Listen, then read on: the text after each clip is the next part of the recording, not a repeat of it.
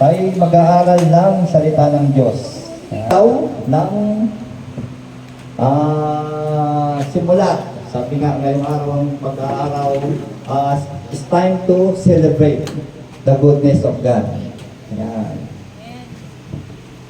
Hallelujah. Itong ating pag-aaralan, pinamagatan kong a day to celebrate. Pagka ba nagse-celebrate ang isang tao, ano yung kanyang nagiging ugali? For example, sino ba yung nag-birthday? Ha?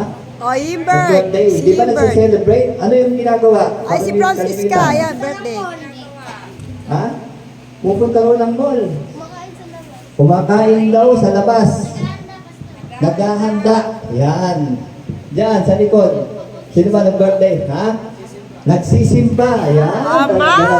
Oh. Nagsisimba. Maraming bagay. Mamaya pag-aaralan natin, meron akong binuong 3 bagay para mapag-aralan natin. Ngayon, pinamagatan ko itong pinag-aaralan natin, a day to celebrate. Ibig sabihin, ito yung araw na dapat nagse-celebrate ang mga tao. Kasi anong araw ngayon? Linggo. Ngayon, nasaan ang mga tao? Nandito yung ibang mga tao, nasaan? Kasi dito tayo Ha? mag-aaral. Nagsisimba. Yung iba, nasaan? Ako sa kanya na. Nasa bahay. Yung iba, ano? Nagtutulong. Yung iba naman, nasaan? Sunod ko po yung camera kay Pastor.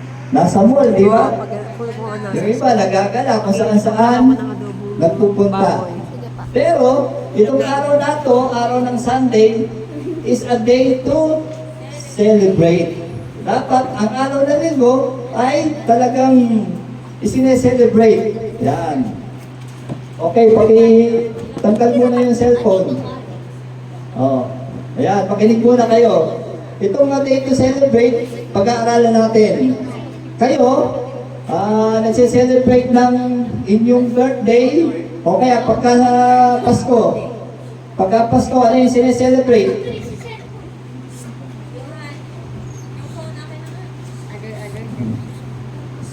Di ba sabi ko kanina, wala munang cellphone. Yan, kasi nag-aaral tayo, nakikinig. Huwag muna kayo, makinig muna tayo dito sa ating pag-aaralan. Kasi we need to celebrate this day. Kasi ang tao, ang ginagawa pagka Sunday, kalimitan, pumupunta sa mall, yung iba ay pumupunta sa iba't ibang lugar. Wala namang masama, pero sabi nga, dapat ang araw ng linggo ay ipinabalik sa Panginoon. Ngayon, basahin ko sa inyo. Ito. Sabi ng Hebrew 10:25. Siguro, bigyan ko kayo ng talata sa Bible. Ito sinulat ko. Ano ang sinasabi sa Hebrew 10:25? Sabi rito, na huwag nating pabayaan ang ating pagkakatipon. Sabi, huwag daw pabayaan ang ating pagkakatipon. Ano yung araw ngayon? Anong araw ngayon? Linggo. Hindi ba kalimitan, yung iba nasa simbahan.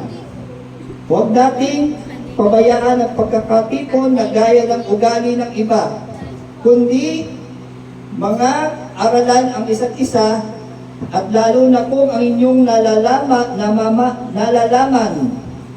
na nalalapit na ang araw. Ang ibig sabihin dito, malapit na raw ang pagbabalik ng Panginoon. Ano ang ginagawa ng iba? Sabi ko nga sa inyo, ano yung ginagawa ng iba? Wala sa charts. Ang ginagawa nila nasa ibang lugar. Ang sabi dito, huwag daw natin kaligtaan ang, kung titingnan natin, araw ng pagsamba. Kasi this is Sunday, dapat isine-celebrate. Katulad nga ng sabi ni Jomar, ano sabi? Nagsisimba. Mamaya meron akong 3 bagay na dapat nating malaman kung bakit ano ang araw ng Sunday. Di ba? Ano yung araw ng Sunday? Binasa ko sa Hebrew 10:25 na kailangan tayo ay nangagkakatipon. Nakakatipon. Dapat daw yun ang ginagawa natin at nalalaman natin na malapit na ang pagbabalik ng Panginoon. Pag bumalik ang Panginoon, ready na kaya tayo? Ready na? Paano nyo nalamang ready na kayo? Para po makinig. Hindi.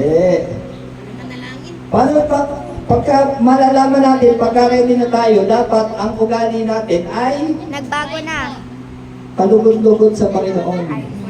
Ngayon, kayo mga kabataan, kung alam nyo na sa inyong sarili, ready na kayo humarap sa Panginoon, dapat ginagawa nyo yung kung ano yung kalooban ng Lord. Ibig sabihin, paano tayo magiging ready? Eh, hindi nga kayo, ibig sabihin, hindi pa tayo ganun ka-matured para sa Panginoon. Kailangan, kung ready tayong humarap sa Panginoon, yung buhay natin ay naayon o ayon sa kanyang kalooban. Hindi pwedeng humarap ang isang taong makasalanan sa Panginoon. Ano mangyayari? Oh. Sa hill. Hindi ba? Ang sabi ng Panginoon, isusuka raw. O, hindi ko kayo nakikilala. Kayo yung makapagawa ng masama. Kaya kailangan, alam na natin, ang araw ng pagbabalik ng Panginoon, dapat ready tayo. Ngayon, ito, meron 3 bagay na tayong i-consider. 3 bagay why we celebrate Sunday. Yan. Di ba, sabi ko nga sa inyo kanina, ano yung ginagawa natin pagka Sunday? Huwag natin kaliligtaan yung pagdalo sa ganitong pagtitipon. Kasi, number 1 utos na dapat na i-consider natin. Ano sa palagay nyo, number 1? Huwag kang Ano, sasama sa 10 ibang Diyos Commandments. maliban Ayan, sa number 1. akin. Ano yan nasa 10 Commandments? Number 4. Number 4? Oo. Lagi mo tandaan na tilaan para sa akin ang araw ng pamamahinga. Yun, tama. Napakaganda. Ang sabi rito sa Tagalog, alalahanin mo ang araw ng Sabat upang ipangilin. Sa English, remember the Sabbath day and keep it holy. Ibig sabihin, ang Sunday pala ay ano? Holy. Holy sa Panginoon. Kaya dapat, lalo na kayo mga kabataan, ang Sunday talaga ay araw sa Panginoon yun. Kasi sa Lord yun. Bakit? Remember the Sabbath day and keep it holy. Banal ang Sunday. Banal ang Sabat. Kaya dapat ating iginagalang ang araw ng Sabat. Yan. Dahil andun yun sa 10 utos. Pang-4 yun. Dapat lagi nating isinasa puso. Kasi nung unang panahon, ang mga tao talagang kung saan-saan kung ano-ano yung kanilang mga ginagawa. Pero, nagbigay ang utos ang Panginoon. Ika-4 na utos. Yun, huwag natin kakaligtaan ang araw ng Sunday o araw ng Sabat dahil ito ay banal. Yan. Pangalawa, ano ang dapat na ginagawa pagkalinggo? 3 lang ito. Nag-worship. Yan. Pagka nagsisimpa ka, ano yung ginagawa? Nag-worship. Maawi, ano? Nag-worship. Kayo? Nagdadasal. Sumasayaw. Okay, tama. Mga tama na may sinagot nyo. Pero ang sinulat ko rito, pangalawang bagay na dapat i-consider natin ay magpasalamat. Give thanks to the Lord. Hindi ba ilang araw ang isang linggo? 7 days. 7. 7, di ba? Yung isang araw, sabi kami na yung Sabbath day. Di ba dapat ibinibigay natin sa Panginoon dahil yun ay banal sa kanyang harapan. Pangalawang punto na pwede natin ibigay, pwede tayong magpasalamat sa Panginoon. Give thanks to the Lord. Rest tayo. Ipasalamat natin yung mga araw-araw nating Kasi may buto ginawa, kung sino yung nagtatrabaho, sino yung nagtatrabaho dito? Tatrabaho. Wala pa. Ayan, nagtatrabaho. O sino yung nag-aaral? O ayan, yung nag-aaral. Kayo naman, tatas naman kayo nag-aaral. Salamat natin yung araw na nagdaan. Friday lang daw sila sumunod. Sa Isang araw lang daw po. isang araw.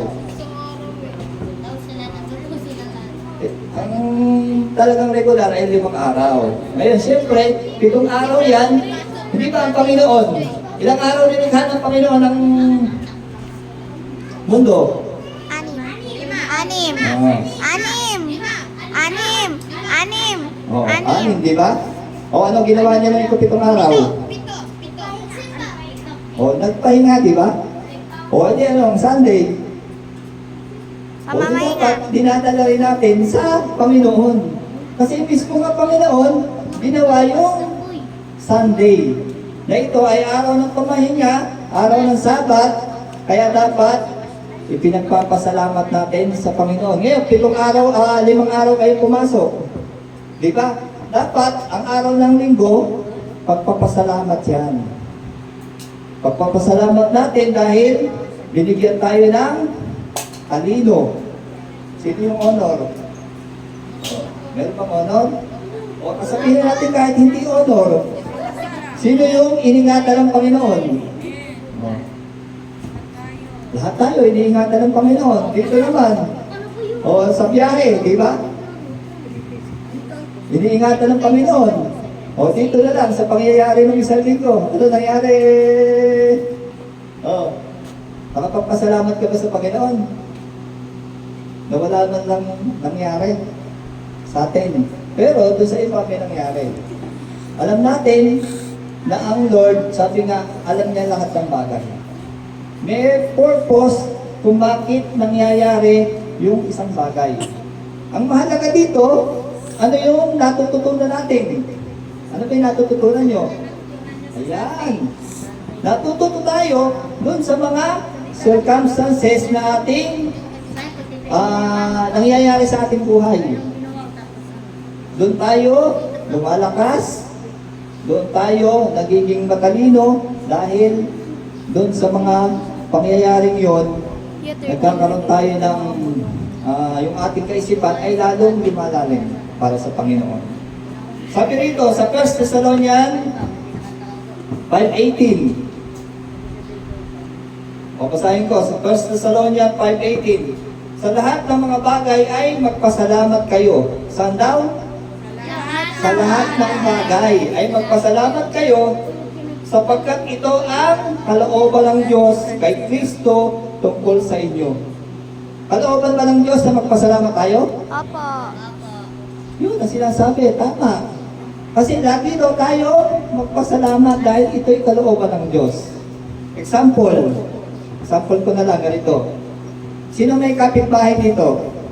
May kapitbahay kayo, di ba? Tayo may kapitbahay lahat. Ngayon, ang nangyayari, ikaw ay bigay ng bigay. Sino yung nagbibigay dito sa kapitbahay? Oo. Nagbibigay kahit ano, pagkain o anumang bagay. For example, pagkain. Yan. Bigay ka ng bigay. Isang araw, Lunes, binigyan mo ng pagkain. Tapos, Martes, binigyan mo ulit ng pagkain. Miyerkules, ano gagawin mo? Bibigyan mo ulit ng pagkain. Dahil mapagbigay mo na. Huwebes, ano gagawin mo? Bibigyan ulit ng pagkain. O umabot ang 5 araw o 1 linggo. Ngayon, ano kaya magiging kaisipan mo kung ikaw ay bigay ng bigay pero wala namang reaksyon? Ano magiging masama o magiging, sabihin natin, masama ang loob natin. Bakit kaya? Ginawa natin yung best pero yung binibigyan natin, ano? Walang reaksyon. Bakit? Hindi marunong Pasalamat. pasalamat. Ngayon, sa susunod na linggo, bibigyan mo pa ba? Hindi mo na bibigyan, di ba? Kasi hindi man lang marunong magpasalamat. Ngayon, sa Diyos, tanong ko, ginagawa ba natin sa Diyos yun? Ha? Di po. Ginagawa ba natin sa Diyos? Opo. Oh, lagi ba tayo nagpapasalamat? Opo. Oh, yun. Yun dapat ang ginagawa natin. Na every week, siguro hindi lang every week, every day pagising natin sa umaga. Pero pinag-aaralan natin, a day to celebrate. Dapat, itong araw, okay, at ikapitong araw ay ipinagpapasalamat natin. Dahil ito raw ay kalooban ng Diyos. Di ba? Pagka hindi daw tayo nagpasalamat, anong nangyayari? Wala, hindi ka nagpasalamat sa iyo, binigyan mo? Anong nangyayari? Sa iyo, di ba, anong gagawin? Hindi mo nabibigyan, di ba? Eh, paano kaya yung Diyos pagka hindi tayo nagpasalamat sa Diyos? O, hindi na tayo bibigyan, di ba? Kaya dapat, nagpapasalamat tayo lagi sa Diyos. Diyos. Okay, panghuli, ito. Lastly, ano sa palagay nyo ang pangatlo? Bakit tayo nagsisimba? Para sa Diyos. Ano? Para mabigyan tayo ng biyaya. Biyaya? O si ate, ano sa palagay mo? Bakit nagsisimba? Kanina, utos yun ng Panginoon. Pangalawa, nagsisimba tayo dahil gusto nating magpasalamat sa Panginoon. Pangatlo, ano? Ano sa palagay mo si ate? Ano sa palagay mo? Bakit tayo nagsisimba? Tayo gabayan. Meron kang idea? Okay. Sino sa inyo? Ano? Para matuto, tama rin yun. Nasa isang punto ko yun. Pero makinig ng salita ng Diyos, tama rin yun. Pero meron akong ginawang ABC dito. Pangatlong dapat natin i-consider, kaya tayo nagsisimba, ay humihingi tayo ng gabay or guide. Sabi ko sa iyo eh. Sabi ko sa'yo. Humihingi tayo ng guide sa Panginoon, di ba? Una, dahil nagsimba tayo, nagpasalamat tayo sa Panginoon, tapos na ba yun? Siyempre, papasok yung Lunes. Anong gagawin natin? Eh, siyempre, hihingi tayo ng Guide. guide sa Panginoon, ng gabay. Ngayon, meron akong tatlong ABC kung bakit tayo humihingi ng guide. Number one, noong Old Testament, pagka ang mga Israelita, hindi ba pinag-aralan nyo, mga kids o mga Israelita, pagka sa araw, ano yung ginagawa ng Holy Spirit sa kanila? Nabasa nyo na? Ang Holy Spirit, binabantayan sila sa araw, merong cloud. Dahil mainit. Sa gabi, ano naman yung ginagawa ng Holy Spirit? Yung liwanag naman, cloud of fire. Ibig sabihin, may mga ulap na liwanag. Yun yung ginagawa ng Diyos sa kanila. Binabantayan. Pangalawa, ano yung guide? Ano yung pangalawa? Ang pangalawa ay yung salita ng Diyos. Kung nung araw, ang Holy Spirit, ang guide nila, ang ulap, pangalawa, ang Word of God. Ano ginagawa natin pagka Sunday? Di ba nakikinig tayo ng Salita ng Diyos. salita ng Diyos? Ibig sabihin, yun yung ating guide. Salita ng Diyos. Hindi pa pwedeng wala. Ito ang sabi ng salita ng Diyos. Sa awit 119:105, sabi, ang salita mo'y ilawan sa aking mga paa at liwanag sa aking mga landas. Sa English, your word is a lamp unto my feet and a light unto my path. Ang salita doon ng Diyos ay ilawan sa aking mga lakad. Ibig sabihin, napakahalaga po ng salita ng Diyos, mga kapatid, mga kabataan. Mahalaga yung salita ng Diyos na dapat nating pag-aralan. Kasi ito yung ating magiging guide. At lastly, kailangan natin ng banal na Espiritu. The Holy Spirit na magtuturo sa atin para sa inyong o sa ating pakikibaka sa susunod na araw ay meron tayong guide ng Holy Spirit. Ang sabi ng John 16:13, kaya't may kung siya, ang Espiritu ng katotohanan ay dumating at papatnubayan niya kayo sa buong katotohanan. Ibig sabihin, ang Holy Spirit daw, papatnubayan tayo sa bawat araw.